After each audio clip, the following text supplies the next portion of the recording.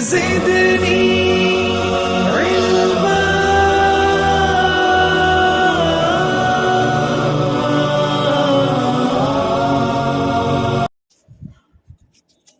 الحمد لله وحده والصلاة والسلام على من لا نبي بعده وعلى آله وأصحابه الذين أوفوا عهده. أما بعد، فأعوذ بالله من الشيطان الرجيم. بسم الله الرحمن الرحيم.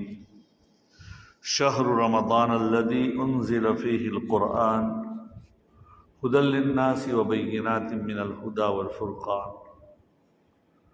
وقال تعالى: يا أيها الذين آمنوا كتب عليكم الصيام كما كتب على الذين من قبلكم لعلكم تتقون. ایاما معدودات. صدق اللہ مولانا العظیم. عزیزان محترم بزرگوں، رمضان المبارک کی آمد ہے. آج تقریباً 19 شعبان ہو چکی ہے. رمضان کا مہینہ بالکل ہم سے قریب ہو رہا ہے. نبی اکرم صلی اللہ علیہ وسلم جب رجب کا مہینہ شروع ہوتا تو دعا فرماتے. حدیث پاک میں آتا ہے: اللہم بارک لنا فی رجب و شعبان وبلغنا رمضان. اے اللہ، ہمارے رجب و شعبان میں برکت عطا فرما اور ہمیں رمضان تک پہنچا دے. یہ دعا کرنا، اسی سے بعض محدثین نے ایک اخذ کیا ہے کہ جب نبی نے یہ دعا کی کہ ہمیں رمضان تک پہنچا دے، اس سے طولانی عمر، اپنی عمر کی طولائی کے لمبی ہونے کی دعا کرنا بھی درست ہے. اس لیے کہ جب دعا کرتا ہے کہ رمضان تک پہنچا دے تو ابھی تو 2 مہینے باقی ہیں. لمبی عمر جو حق تعالی شانہ کی رضامندی میں ہو تو بہت بہتر چیز ہے. جتنی بھی اگر ما طال عمر، جتنی بھی عمر لمبی ہو، وحسن عمل فهو خیر له، اور اس کے اعمال اچھے ہوں تو اس کے لیے بہتر ہی بہتر ہے. اسی لیے ایک آدمی دنیا میں، اس مومن کے لیے دنیا کی زندگی بہتر ہی بہتر ہے ہر حال میں. ایک آدمی دنیا میں جب آتا ہے، حالات کا جب شکار ہوتا ہے تو بہت سے لوگ یہ دعا کرتے ہیں کہ اللہ مجھے موت دے دے. بہت سے لوگ دنیا کے جھمیلوں سے اکتا کر بعض مرتبہ اللہ تعالی ہماری حفاظت فرمائے خودکشی کر لیتے ہیں، آبگات کر لیتے ہیں. حالانکہ خودکشی کیا ہے؟ بہت بری چیز ہے. حدیث پاک میں آتا ہے، اللہ کے رسول صلی اللہ علیہ وسلم فرماتے ہیں، جیسا کہ میں نے کسی اور موقع پر بھی بتلایا تھا کہ اللہ کے رسول صلی اللہ علیہ وسلم فرماتے ہیں جو جس حال میں مرے گا وہ قیامت تک ایسے ہی کرتا رہے گا. اگر ایک آدمی نے زہر کا گھونٹ پیا ہے، قیامت تک وہ کیا ہے؟ زہر کا گھونٹ پیتا رہے گا، مرتا رہے گا. اللہ زندہ کریں گے، دوبارہ پئیں گے، یہ اس کو تکلیف ہوگی. اگر کسی بلندی سے نیچے گر کر مر گیا ہے تو اس کو اسی حال میں قیامت کے دن، قیامت تک وہ ایسا ہی اس کو عذاب ہوتا رہے گا.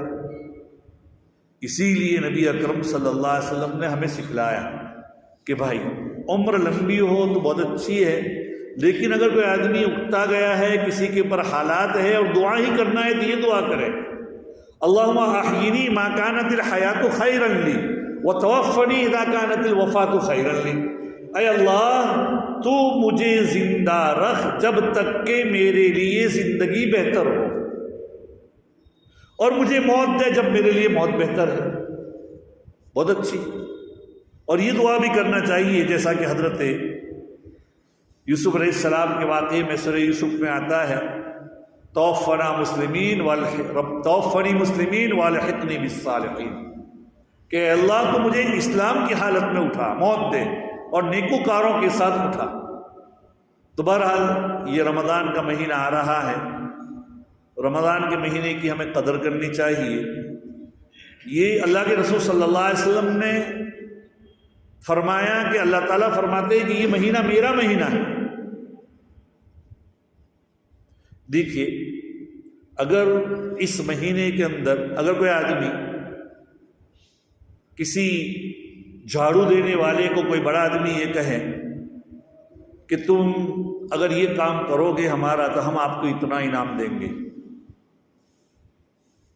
ہم آپ کو اتنا انعام دے دیں گے، تو پہلی بات تو کہ جب حق تعالی شانہ نے ہمیں خطاب کیا، کیا خطاب کیا؟ یا ایھا الذین آمنو، اے ایمان والو، یہ معمولی چیز نہیں ہے۔ کیا فرمایا حق تعالی شانہ نے؟ اے ایمان والو۔ دیکھیے تورات میں غالباً ایک ہی مرتبہ اے ایمان والو کہا ہے، اور قرآن پاک میں تو جگہ جگہ پر مومنین کو خطاب کرتے ہوئے حق تعالی شانہ نے فرمایا اے ایمان والو۔ دنیا کے اندر اگر کسی کو کوئی حکم دینا ہو، ایک کام کر دو، اپنے ماتحت ہیں، ایک ملازم ہے، ہم کیا دیتے ہیں؟ اس کی کچھ تنخواہ دیتے ہیں، اس سے زیادہ کچھ نہیں دے سکتے۔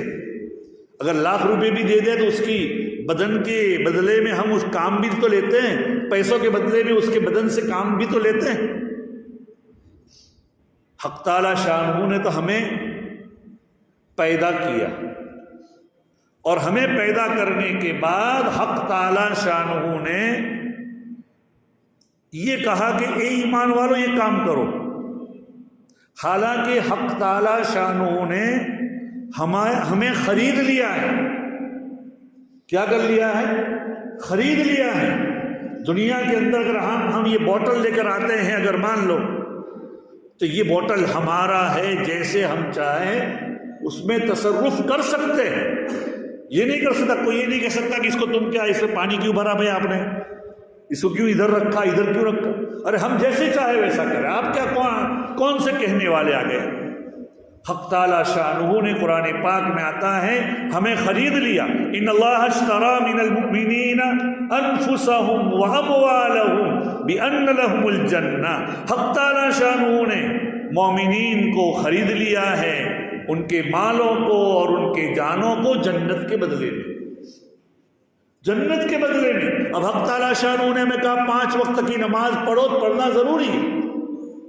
ہمیں یہ نہیں کہہ سکتے کہ ہمیں دنیا کے کام کاج ہیں، ہم یہ نہیں کہہ سکتے کہ ہمارے کیا ہے یہ ہے۔ دیکھیے عبادات 2 قسم کی ہے، ایک تو عبادات دائرے عبادت ہے، اور ایک بالواسطہ عبادت ہے۔ جیسے کہ ہمیں نماز پڑھنا یہ عبادت ہے، روزے رکھنا عبادت ہے، حج ادا کرنا یہ عبادت ہے، قرآن مجید کی تلاوت کرنا یہ عبادت ہے۔ اور ایک عبادت ایسی ہے کہ جو عبادت ڈائریکٹ عبادت نہیں ہے، حق تعالی شانہ اپنے فضل سے عبادت کا ثواب دیتے ہیں۔ خلق خدا کی خدمت کرنا یہ عبادت ہے۔ جیسے کہ ایک ڈاکٹر یہ کہیں کہ بھئی میں نماز نہیں پڑھتا لیکن میں مخلوق کی خدمت کرتا ہوں، بہت معمولی پیسے لیتا ہوں، تو بھئی آپ کی خدمت سراخت۔ لیکن حق تعالی شانہ نے تمہارے اوپر جو عبادت 5 وقتہ نماز فرض کی ہے، روزے فرض کیے ہیں، وہ اپنے وقت پر ادا کرنا وہ بھی عبادت ہے۔ جیسے تمہیں اگر بھوک لگے گی تم کھانے جاؤ گے، اس وقت یہ نہیں کہیں گے کہ میرا مریض ہے تو میں مریض کو دیکھنے کے لیے میں کھانا نہیں کھاؤں گا۔ یہ نہیں کہہ سکتے اگر آپ کو ضرورت ہے طبعی استنجے وغیرہ کی ضرورت ہے آپ چلے جائیں گے۔ جیسے کہ طبعی اور فطری ضرورت کے لیے ہم جاتے ہیں، عبادات بھی حق تعالی شانہ نے ہمیں جب خرید لیا ہے تو اس کے لیے وقت نکالنے کی ضرورت ہے۔ ایسا نہیں کہہ سکتے کہ ابھی تو نیند آ رہی ہے، میں رات کو دیر سے سویا ہوا تھا، یہ نہیں کہہ سکتا کوئی بھی۔ ہاں اپنے آرام کے وقت میں اللہ تعالیٰ نے کہا کہ اتنا، دیکھیے اللہ تعالیٰ نے 50 نمازیں فرض کی تھی، لیکن حق تعالی شانہ نے اپنے فضل سے 5 کر کے 50 کا ثواب دے رہے ہیں۔ اس لیے تو یہ جو رمضان کا مہینہ ہے، خطاب کیسا کیا؟ یا ایھا الذین آمنوا۔ غالباً ڈاکٹر عبدالحی صاحب عارفین نور اللہ مرکزہ فرماتے تھے یہ حق تعالی شانہ جب یا ایھا الذین آمنوا کہتے ہیں تو گویا کہ پیار کا سا جملہ ہے۔ اب اس مہینے کے اندر ہمیں اسی قدر کرنی چاہیے اور عبادات میں اپنے آپ کو لگائے۔ روزے اللہ نے فرض کی، روزے بہت بڑی عبادت ہے۔ اللہ کو ہمیں ہمارے روزوں کی کوئی ضرورت نہیں، ہمیں بھوکے مارنے کی ضرورت نہیں ہے۔ اللہ تعالیٰ نے یہ گویا کہ ہمارے اوپر سزا کے طور پر روزے فرض نہیں کیے، اس لیے حق تعالی شانہ آیت کریمہ میں کیا فرماتے ہیں؟ کتب علیکم الصیام، تمہارے اوپر روزے فرض کیے ہیں، اور ایمان والے خطاب کر کے، جیسے کوئی باپ اپنے بیٹے سے کہہ رہے ارے بیٹے یہ کر لے، تو اس کو ایسا لگے گا میرے باپ نے مجھے پیار سے کہا ہے، اس کا حکم مجھے ماننا چاہیے۔ حق تعالیٰ شان کہتے ہیں اے ایمان والو تم پر روزے فرض، اور یہ کوئی سزا کے طور پر نہیں، اگلوں پر بھی فرض ہوا تھا۔ کما کتب علی الذین من قبلکم، یہ ایسا ہی فرض ہوا ہے جیسا کہ اگلوں پر فرض تھا۔ اس کا فائدہ کیا ہوگا؟ تمہیں ہی ہوگا، شاید کہ تم تقوی اختیار کرو۔ دیکھیے روزے کا دنیاوی فائدہ بھی ہے، اخروی فائدہ بھی۔ حدیث پاک میں آتا ہے، اللہ کے رسول صلی اللہ علیہ وسلم فرماتے ہیں الصوم لی وانا اجزی بھی، اور ایک روایت ہے وانا اجزا بھی۔ کیا مطلب؟ اللہ تعالیٰ فرماتے ہیں، حدیث قدسی ہے، اللہ تعالیٰ فرماتے ہیں کہ روزہ میرے لیے ہے اور اس کا بدلہ میں دوں گا۔ دوسری عبادت میں یہ نہیں فرمایا، دوسری عبادتوں میں کبھی نماز پڑھو گے تمہیں اتنا ثواب ملے گا، یہ کرو گے صدقہ کرو گے تمہیں یہ ثواب ملے گا، یہ ملے گا، لیکن وہاں تو ایک آدمی، ایک بادشاہ یہ کہہ دے ارے تم فلاں میرا کام کر دو تمہیں 10,000 روپے انعام ملیں گے، ٹھیک ہے بہت کچھ اچھا، لیکن کہیں کہ تم یہ میرا کام کر دو تو اس کا بدلہ میں اپنے ہاتھ سے تمہیں دوں گا، یا یہ سمجھو کہ میں ہی تمہیں بدلے میں مل گیا۔ جو دوسری قرات ہے اس کا کیا مطلب؟ وَأَنَا أُجْزَى بِهِ، میں خود ہی بدلے کے طور پر اسے دے دیا جاؤں گا۔ مطلب کیا ہوا؟ حق تعالی شانہ اس سے اپنی خوشدلی اور مخصوص انعامات سے نوازیں گے۔ اس لیے روزوں کو رکھنا چاہیے۔ روزوں کے اندر بھائی دیکھیے، روزوں کے اندر جو آدمی رمضان کے اندر روزے رکھے تو اس کے آداب ہیں، ان آداب کی بھی رعایت کریں۔ اس کے آداب یہ ہے کہ رمضان کے مہینے کے اندر روزوں کے اندر آدمی کسی کی غیبت نہ کرے۔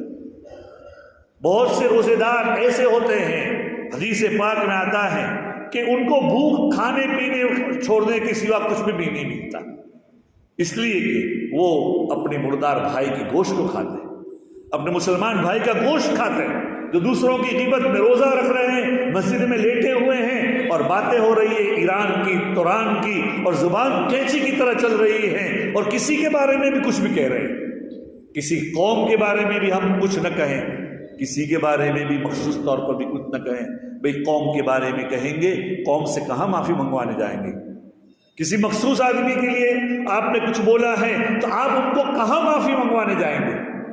عزیز و دوستو، اس لیے، اور یہ بھی کب غیبت کب ہوگی؟ حدیث پاک میں آتا ہے کہ غیبت اس وقت ہے جب کہ وہ تم عیب بیان کر رہے ہو وہ تمہارے مسلمان بھائی کے اندر ہو، اور اگر مسلمان بھائی میں وہ عیب نہیں ہے تو پھر اس کے بارے میں ادھر ادھر کی باتیں کرنا یہ کیا ہے؟ بہتان ہے۔ اس نے یہ منڈی پہلی ہے، ممکن ہے کہیں سے لے آیا ہو۔ اب ایک تو یہ کہ آپ نے غیبت کر لی اس کی ایک عیب کی، لیکن اگر مان لو وہ کہیں سے نہیں، اپنے قد یمین اور عرق جبین، اپنے ہاتھ کی کمائی اور اپنے پیشانی کی پسینے سے اس نے وہ لایا ہے، تو پھر آپ کیسے کہہ سکتے ہیں کہ یہ تو بہتان لگا ہے آپ نے؟ اس کا بڑا گناہ ہو جائے گا۔ یہ تو ایک معمولی سی میں نے مثال دی تھی بھائی، اور بھی مثالیں ہو سکتی ہیں، لیکن وہ کوئی کچھ کہے اس لیے نہیں کہہ سکتے۔ عزیز و دوستو، اس لیے اپنے آپ کو، اگر کوئی تمہارے ساتھ جھگڑنے لگے رمضان میں، حدیث میں یہ رہنمائی ہے، کہہ دو بھائی میں روزے سے، تمہارا یہ اپنے آپ کو روزوں سے۔ اسی طریقے سے رمضان مبارک کے اندر حق تعالی شانہ نے جہاں اس کے دین کے روزے فرض کیے ہیں، وہاں رات کی تراویح بھی ہمارے اوپر مشروع کی ہے، رات میں تراویح پڑھو۔ اور حدیث میں آتا ہے، اللہ کے رسول صلی اللہ علیہ وسلم فرماتے ہیں، دیکھیے اور دنوں کے اندر ہم عامتاً کتنی رکعتیں پڑھتے ہیں؟ اللہ تعالیٰ نے اور دنوں کے اندر فجر میں 4، ظہر میں 12، لیکن جو ہم پڑھتے ہیں کتنی؟ فجر میں 4، ظہر میں 10 پڑھتے ہیں اگر سنت موقدہ ہے، اور دوسری جو رکعتیں ہیں ایسے ملا کر، لیکن جو فرائض ہے اور دنوں میں وہ 17 ہے فرض کے اعتبار سے۔ فجر کی 2، ظہر کی 4، عصر کی 4 تو 10، مغرب کی 3 13، اور عشاء کی 4، اور 3 رکعتیں کون ہیں؟ واجب، یعنی جو فرض کے درجے میں، تو کل 20 رکعتیں پڑھتے ہیں۔ اللہ تعالیٰ رمضان میں ہم تو کہتے ہیں تم 20 رکعت اور پڑھو۔ اور دیکھیے بندہ، ڈاکٹر عبدالحی عارفی نور اللہ مرتضوی فرماتے ہیں، اور حدیث میں بھی آتا ہے کہ دیکھیے روزانہ 40 رکعت 40 سجدے تمہیں زیادہ کرایا جاتا ہے، اور ہر سجدے میں بندہ اللہ سے قریب ہوتا ہے، ایک مقام طے کرتا ہے. تو روزانہ گویا کہ 40 مقامات کو طے کر کے بلندی پر جاؤ، نیکی پر جاؤ. حدیث میں آتا ہے اللہ کے رسول صلی اللہ علیہ وسلم فرماتے ہیں اقرب ما یکون العبد عند ربہ تبارک و تعالی وهو ساجد، سب سے زیادہ بندہ جو اللہ تعالیٰ سے قریب ہوتا ہے وہ سجدے کی حالت میں ہوتا ہے. تو 40 سجدے اس رات میں زیادہ کرائے جاتے ہیں. ہر رات میں رمضان المبارک کے اندر اللہ تعالیٰ گویا کہ نوازتے. اور دنوں کے اندر جو فرض کا ثواب ملتا ہے 1 گنا، رمضان کے اندر 70 گنا ثواب ملتا ہے. اور دنوں کے اندر جو نفل پڑھتے ہیں نفل کا ثواب ملتا ہے. اور رمضان میں 1 نفل پڑھتا ہے تو فرض کے برابر ملتا ہے. اور حدیث پاک میں آتا ہے رمضان کے اندر نوافل کی کثرت کرو. روزے تو ہم رکھتے ہی ہیں، لیکن روزوں کے ساتھ نوافل پڑھیے. نوافل اربعہ کی یعنی تہجد کی، اشراق کی، چاشت کی، اوابین کی، ان کی پابندی کریں تو یہ فرائض کو طے. اور حدیث میں آتا ہے اللہ کے رسول صلی اللہ علیہ وسلم فرماتے ہیں اور دنوں کے اندر جو نمازوں کے اندر کوتاہی ہوتی ہے یا کوئی فرائض میں کوتاہی ہو جاتی ہے، کل قیامت کے دن حق تعالی شانہ نوافل کے ذریعے پوری کرے گا. تو نوافل کی کثرت کیجیے، اسی طریقے سے نفل صدقہ کیجیے، اور جتنا بھی ہو سکے قرآن پاک کی تلاوت کریں. قرآن پاک اللہ تعالیٰ سے گویا کہ ہم کلامی. اسی لیے ہم لوگ ان لوگوں سے بھی کہتے ہیں جو لوگ تمباکو کھاتے ہیں، جو لوگ